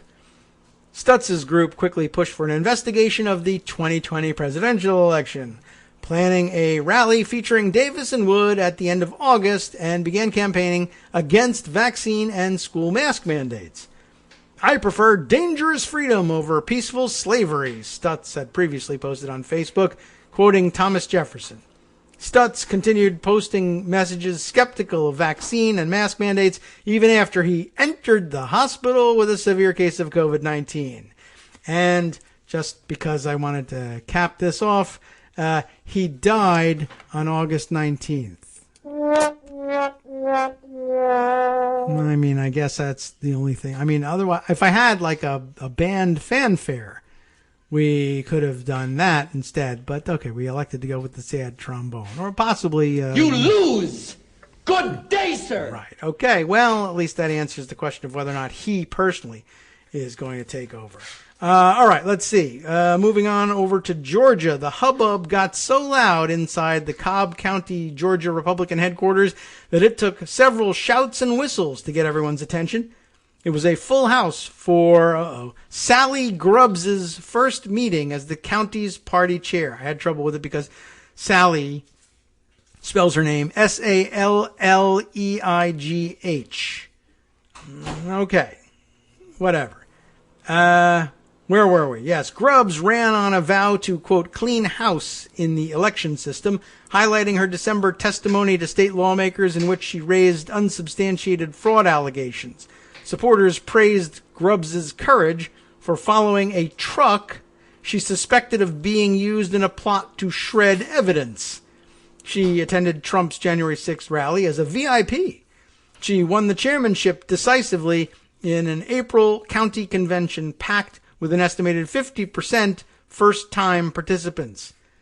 In May, Grubbs opened her first meeting by asking everyone munching on bacon and eggs to listen to her recite the Gettysburg Address. Like, you lost that war, right? Okay. Just making sure you know that. Think of the battle for freedom that Americans have before them today, Grubbs said. Those people fought and died so that you could be the precinct chair. That's a new theory of the Civil War. After the reading, first-time precinct officers stood for applause and cheers. Their work would start right away, putting up signs, making calls, and knocking on doors for special election for the state house. The district had long leaned Republican, but after the GOP's devastating losses up and down the ballot in 2020, they didn't know what to expect. There's so many people out there that are scared. They feel like their vote doesn't count. Cooper Guyon, a 17-year-old right-wing podcaster from the Atlanta area who speaks to county parties around the state, told the Cobb Republicans in July. Pretty soon he'll be old enough to vote, too. The activists, he said, need to, quote, get out in these communities and tell them that we are fighting to make your vote count by passing the Senate bill, the election reform bills that are saving our elections in Georgia. You know what they're really doing. Of the field's two Republicans, Devin Seabaugh took the strongest stance in favor of Georgia's new law, restricting ways to vote and giving the Republican-controlled legislature more power over running elections. The only people who may be inconvenienced by Senate Bill 202 are those intent on committing fraud, he wrote in response to a local newspaper's candidate questionnaire. Seabaugh led the June special election and won a July runoff. Grubbs cheered the wins as a turning point. We are awake. Oh, that means they're woke, right? They can't have that. We are awake. We are preparing, she wrote on Facebook. The conservative citizens of Cobb County are ready to defend our ballots and our country. Newcomers did not meet such quick success everywhere. In Savannah, a faction crashed the Chatham County Convention with their own microphone, inspired by Bannon's podcast, to try to depose the incumbent party leaders who they accused of betraying Trump. Party officers blocked the newcomers' candidacies, saying they weren't officially nominated. Shouting erupted, and the meeting adjourned without a vote. Then the party canceled its district-wide convention. The state party ultimately sided with the incumbent leaders. District Chair Carl Smith said the uprising is bound to fail because the insurgents are mistaken in believing that he and other local leaders didn't fight hard enough for Trump. There's no good guys in these contests, by the way. You can't build a movement on a lie, Smith said. Sure you can. In Michigan, activists who identify with the larger movement working against Republicans willing to accept Trump's loss have captured the party leadership in about a dozen counties. They're directly challenging state party leaders who are trying to harness the grassroots energy without, everything moved, without indulging demands to keep fighting over the last election. Some of the takeovers happened before the rise of the precinct strategy, but the activists are now organizing under the banner Precinct First. Get it? Like America First, Precinct First, and holding regular events complete with notaries to sign people up to run for precinct delegate positions. I don't know if you need notaries, but whatever. It makes it look official. We are reclaiming our party, Deborah L., one of the organizers, told ProPublica. We're building an America First army. Under normal rules, the wave of new precinct delegates could force the party to nominate far-right candidates for key state offices. That's because in Michigan, party nominees for Attorney General, Secretary of State, and Lieutenant Governor are chosen directly by party delegates rather than in public primaries. But the state party recently voted to hold a special convention hold a special convention earlier than they were going to, next year, which should effectively lock in candidates before the new, more radical delegates are seated. Clever. Activist-led county parties, including rural Hillsdale and Detroit area Macomb, are also censuring Republican state legislators for issuing a June report on the 2020 election that found no evidence of systemic fraud and no need for a re-examination of the results like the one in Arizona. The censures have no enforceable impact beyond being a public rebuke of the politicians. At the same time, county party leaders in Hillsdale and elsewhere are working on a ballot initiative to force an Arizona-style election review. Establishment Republicans have their own idea for a ballot initiative, one that could tighten rules for voter ID and provisional ballots while sidestepping the Democratic governor's veto. If the initiative collects hundreds of thousands of valid signatures, good luck, it would be put to a vote by the Republican-controlled state legislature. Under a provision of the state constitution, the state legislature can adopt the measure and it can't be vetoed. State party leaders recently reached out to the activists rallying around the rejection of the presidential election results, including Hillsdale Republican Party Secretary John Smith, for help. Smith, L., and others agreed to join the effort, the two activists said. This empowers them, Jason Rowe, the state party executive director, whose ouster the activists demanded, because he said Trump was responsible for his own loss, told ProPublica. Rowe resigned in July, citing unrelated reasons. It's important to get them focused on change that can actually impact future elections, he said, instead of keeping their feet mired in the conspiracy theories of 2020. Wow, there's a lot to this article. There's more from Nevada. Jesse Law, who ran the Trump campaign's Election Day operations in Nevada, sued the Democratic electors, seeking to declare Trump the winner or annul the results. The judge threw out the case, saying Law's evidence did not meet any standard of proof, at all. And the Nevada Supreme Court agreed. When the Electoral College met in December, Law stood outside the state capitol to publicly cast mock votes for Trump. This year, Law set his sights on taking over the Republican Party in the state's largest county, Clark, which encompasses Las Vegas. He campaigned on the precinct strategy, promising 1,000 new recruits. His path to winning the county chairmanship, just like Stutz's team in South Carolina and Grubb's in Cobb County, Georgia, relied on turning out droves of newcomers to flood the county party and vote for him. In Law's case, many of those newcomers came through the Proud Boys, the all-male gang affiliated with more than 24 people charged in the Capitol riot.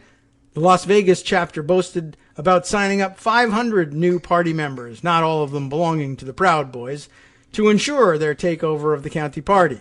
After briefly advancing their own slate of candidates to lead the Clark GOP, the Proud Boys threw their support to Law. No, they had their own slate for a while. Huh? That really would have been something. They also helped lead a state party censure of Nevada's Republican Secretary of State, who rejected the Trump campaign's baseless claims of fraudulent ballots.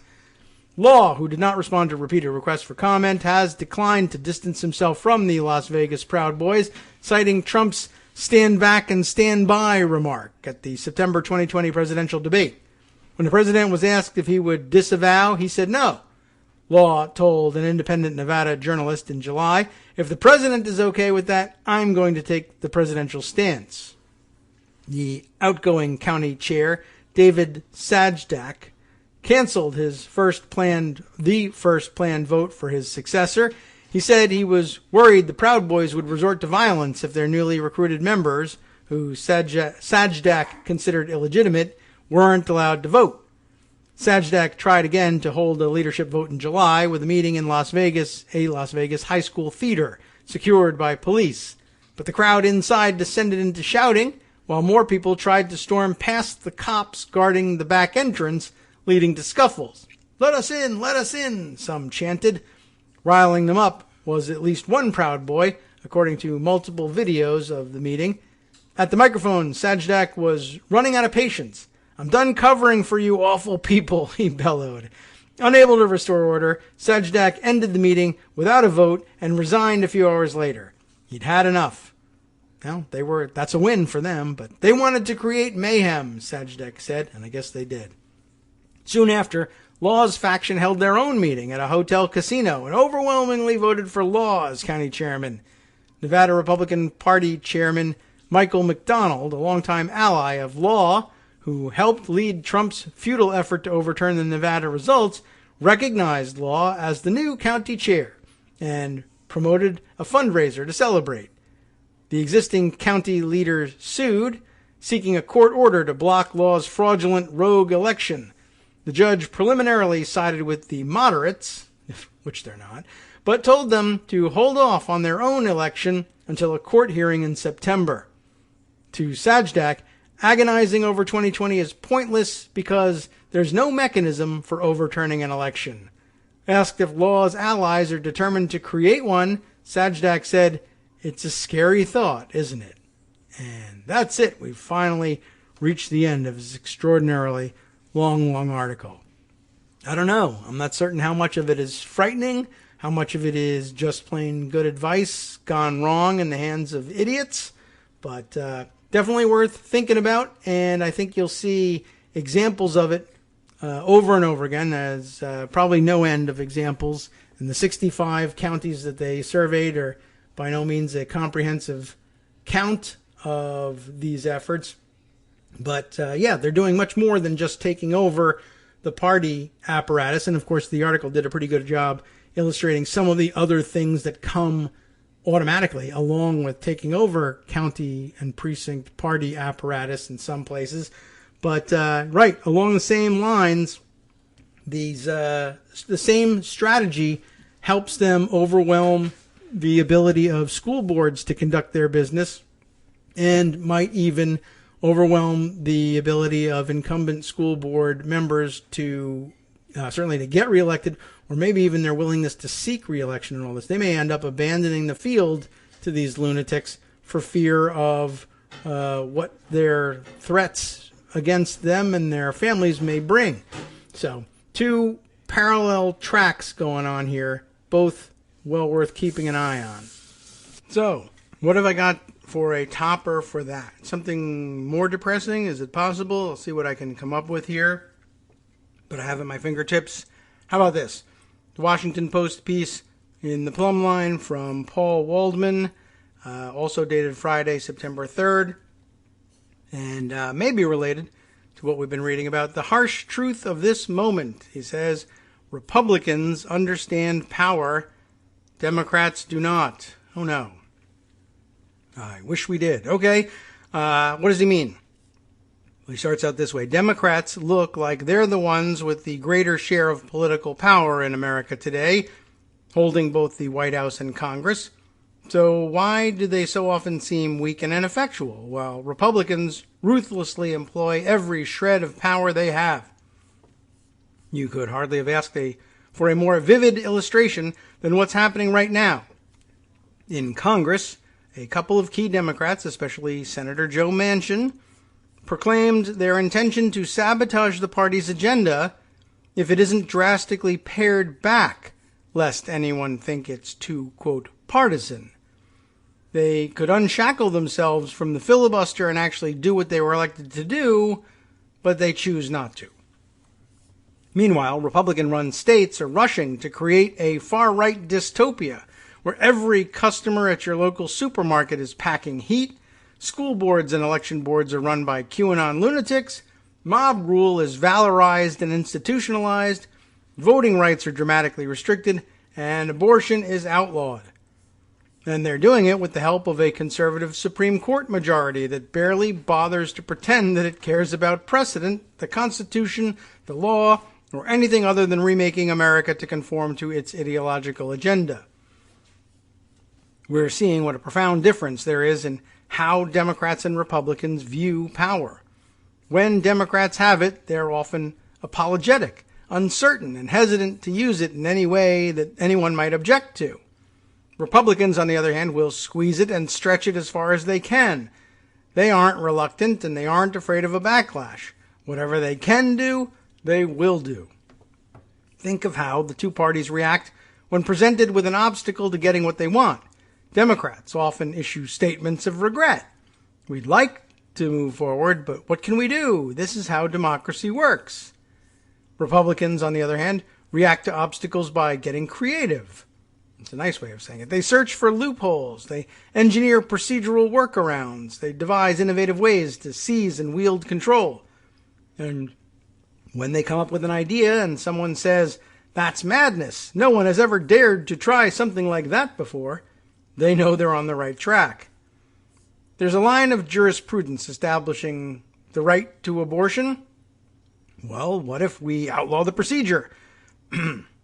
Rather, I guess we'll read it this way. There's a line of jurisprudence establishing the right to abortion. What if we outlaw the procedure, but pull a switcheroo by putting enforcement in the hands of millions of potential vigilantes so you can't sue the government to overturn the law? Does that sound cynical and crazy? Don't worry. We've got 5 votes on the Supreme Court who'll give it the rubber stamp. That's the kind of creative use of power Democrats don't even contemplate. Think back to the decision that led directly to this latest stage in the assault on abortion, when then Senate Majority Leader Mitch McConnell refused to allow President Barack Obama's nominee to be considered for a Supreme Court vacancy, holding it open for nearly a year so it could be filled by a Republican president. McConnell didn't worry about how many stern editorials condemned his action. He didn't care about whether polls showed that if you asked them the right way, the public would disagree with what he was doing, because he knew that they were barely paying attention. Critically, nearly all of his Republican Senate colleagues got on board with the strategy. They didn't care that what they were doing wouldn't be seen as sufficiently bipartisan. They wanted that seat and they were going to get it. Now they have it. And 2 more, thanks to the fact that Donald Trump was elected in 2016, winning a minority of the vote, and they're damn sure going to use it. You can trace the roots of these differing conceptions of power very far back, but the most critical moment was the 2000 election controversy in Florida, not only for the tactical chasm that separated the parties throughout that battle, but for the way it ended. 5 conservatives on the Supreme Court simply handed George W. Bush the presidency, not because it was what the Constitution demanded, or because there was a remotely persuasive legal argument for it, but because the outcome itself was what they wanted. They could do it, so they did. Republicans learned a vital lesson. If you have the power to get what you want, use it. Don't worry that you'll pay some karmic price down the road, because you probably won't. Perhaps most important, when they muster all the creativity and ruthlessness they can find to deploy their power, they have a long-term vision, one unconstrained by the granular politics of the moment. Will their party take a political hit for Roe v. Wade being overturned? Almost certainly. But it's a trade they're willing to take because they so desperately want women to be stopped from accessing abortions. They do not quake at the prospect of the electorate's displeasure, especially when they've done so much to ensure that the will of the electorate can be thwarted with the right combination of gerrymandering and voter suppression. They know what they want, and they'll do what's necessary to get it. And Democrats? They fret and worry. They restrain themselves. They recommit to norms the other side has already trashed. They live in fear of political repercussions that never come. And their own goals languish while Republicans turn America into a darker, meaner, and crueler place. Well, yeah, in large part.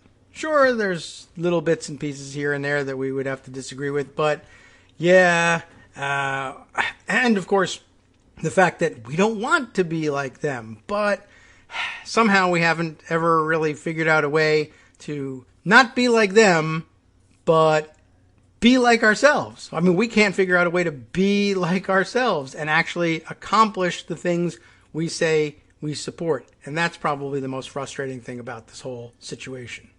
How about we squeeze in one more entry here, this time from Adam Serwer. Usually you're going to do well trying to fit a piece of his in.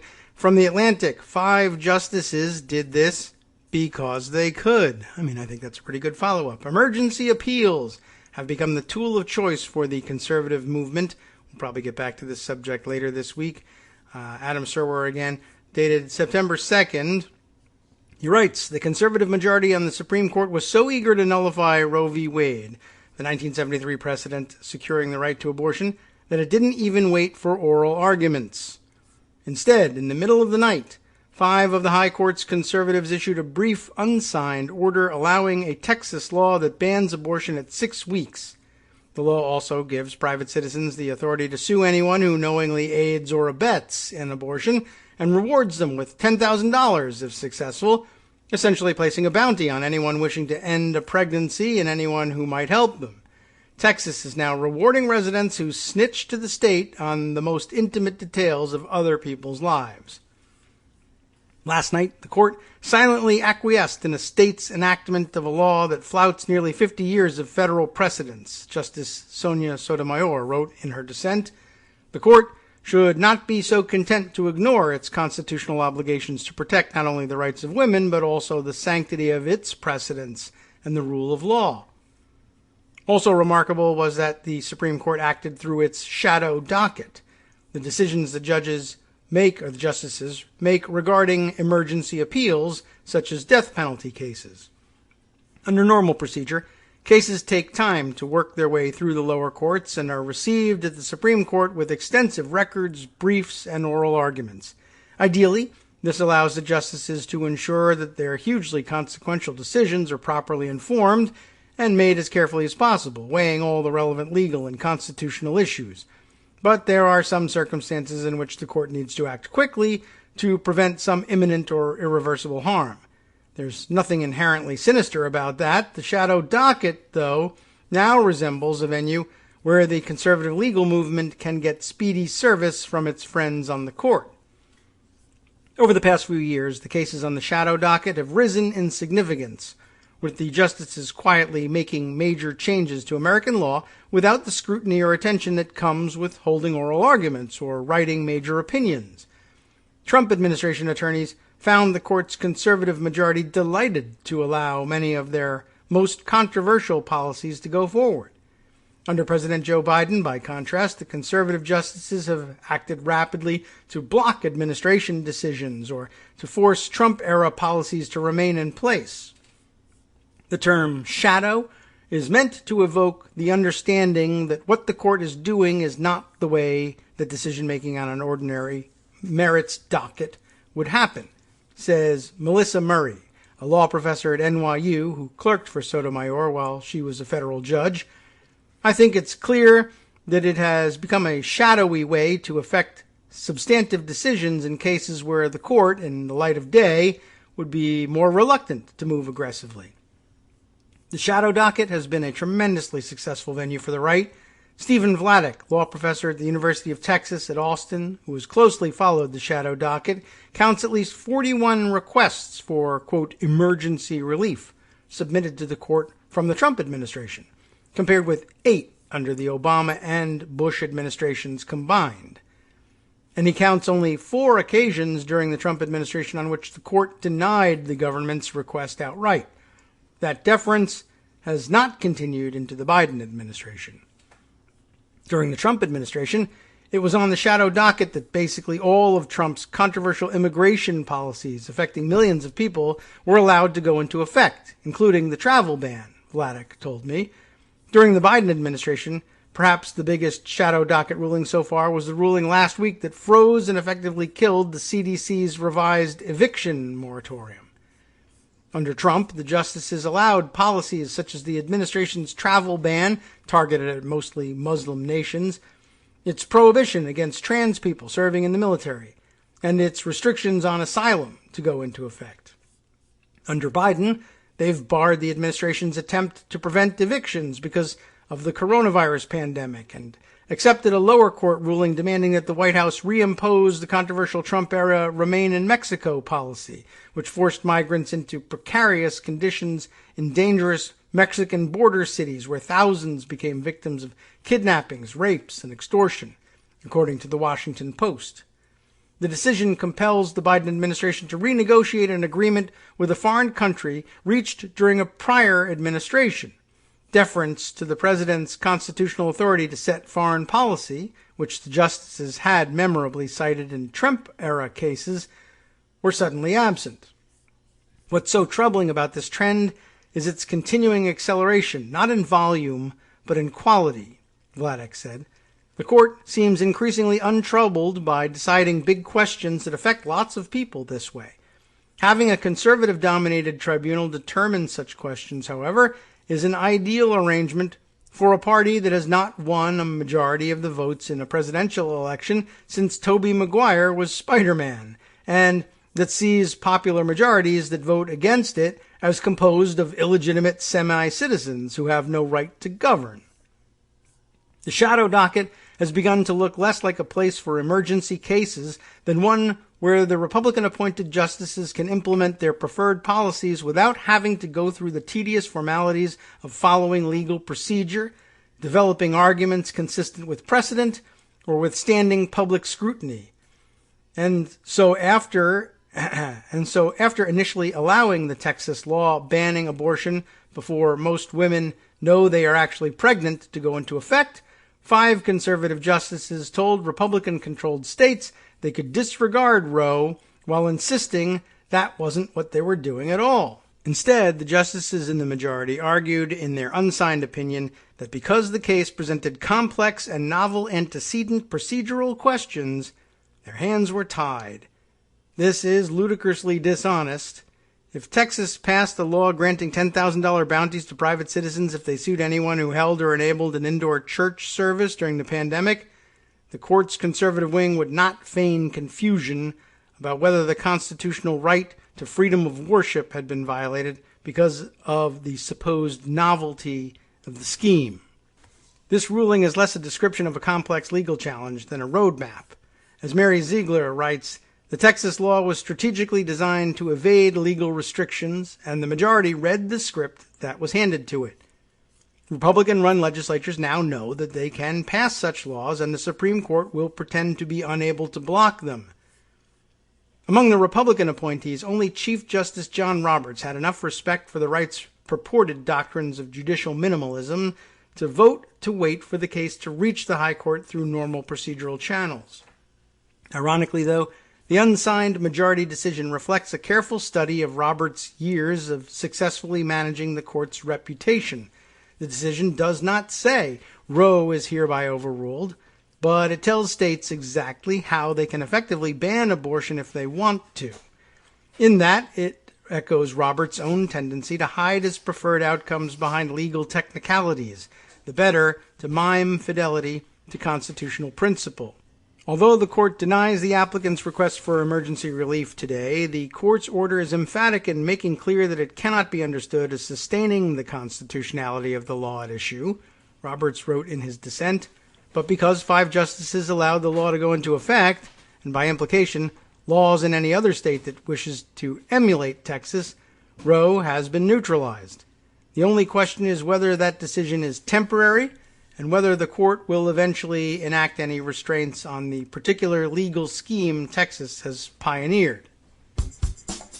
I don't think those in the reproductive rights community who are sounding the alarm that the court really effectively overruled Roe in Texas are being hyperbolic, Murray told me yesterday, prior to the court's written opinion. The fact that the Supreme Court of the United States allows a law that patently contradicts its own statements about the right to an abortion to go into effect is essentially the court signaling that it does not care about this right and it does not think this right should exist.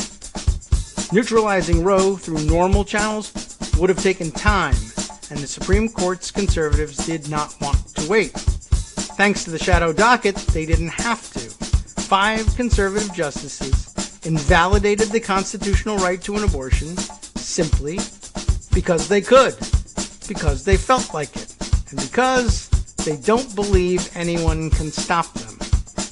Well, that's an even more depressing capper to what we've been reading about, but okay, I didn't mean to bring you down necessarily today, but a bunch of things that I really think needed to be on the record before we got back to business on Wednesday, and I guess get down to the business of trying to put things right. Temporarily? Permanently? I don't know. That we have yet to figure out. I guess you're supposed to go and take over your precinct operations to make sure that it's the most permanent. Good luck to you. I wish you would do it. I wish I had the fortitude to do it myself. From networksradio.com, you have been listening to Kagro in the Morning with David Waldman. Maybe I'll just have to find that fortitude, and the rest of you will too. All right, well, we'll see. We'll be back on Wednesday. That's tomorrow. Live once again. Greg Dworkin will join us, so we'll be back on track. Unfortunately, we missed out on Joan, and I just found out Joan will be on vacation after this for the rest of the month. We'll have to wait till October to hear from her again.